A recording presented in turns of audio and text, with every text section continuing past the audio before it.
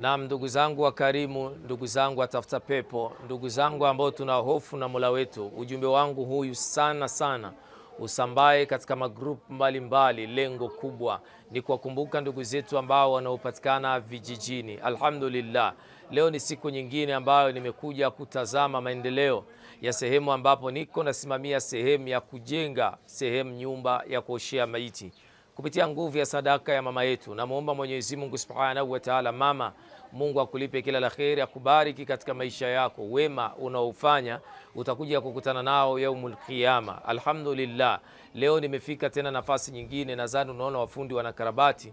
Nimepewa angalau mifuko ya simenti. Moja katika mfuko ni sadakatun jaria ya watu ambao wamenipatia sadaka yao.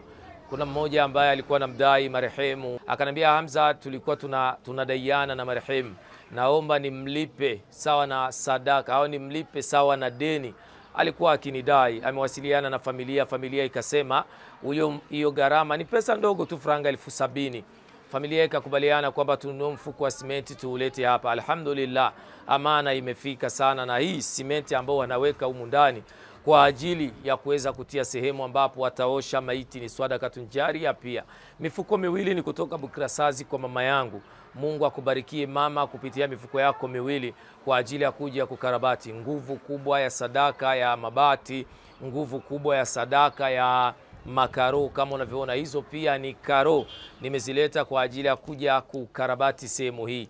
Bado tuna shida ya mabati ya kumalizia katika upande huyu wa kibaraza. Mama yetu alisema yeye atapambana humo ndani, lakini na waumini wengine Waislamu wanaweza wakakuja kumalizia sehemu hii ambao unavyoiona. Tutengeneze fasi ya kutawadhia, tutengeneze mabati. Nunua bati lako limoja lenye thamani ya franga 45 tu. Tuna shida ya mabati 10 ili tuweze kumalizia. Je, katika 10 hilo na wewe unachangia ngapi na Ramadhani inamalizika? Kumbuka ni sadakatun jaria hii ambayo tunaoifanya. Na muomba Allah tabaraka wa taala aniguse na akuguse wewe. Kubwa katika hilo ndugu zangu, mama zangu wa mayote, na wao wakasema, Hamza, nifikishie sadaka yetu ya chakula. Kama unavyoona hao ni mama zetu ambao tumejitahidi kuwagusa na kuweza kuwapatia iftari ambao watakuja kumalizana nayo ndani ya mwezi mtukufu wa Ramadhani. Na yafanya haya ili nikupe hamasa kwako, kwa sababu kutoa siku zote si utajiri. Wako matajiri wangapi ambao wana uwezo wa kusema, Hamza, hayo mabati 10 sisi tunayamaliza. Ni 400,000 na franga 45 sawa na mabati 10. Inaomba moyo, inaomba imani. Umewanulia watoto wengi nguo za laidi, lakini aminini kwamba haya ambayo tutakayoyatanguliza kwa Mola wetu yanakwenda kuwa nuru ya kaburi yetu. Na muomba Allah tabaraka wa taala akuguse wewe ambaye Mungu kakuwezesha. Na muomba Allah tabaraka wa taala akuwezeshe wewe ambao unaonitazama. Watoto wako hao hawatakuwa msaada baada ya kufa kwako. Nisaidie sadaka yako ili niweze kufika katika hatua yote ya kumalizia na jambo liende vizuri.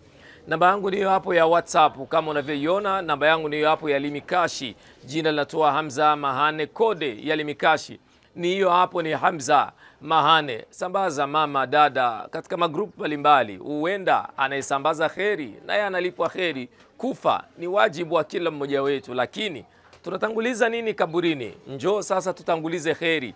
Wafundi wanatumika kupitia nguvu ya sadaka. Mungu nibariki. Vyenu ipo vyema kuitumikia dini. Al Huda, mwongozo wa jamii.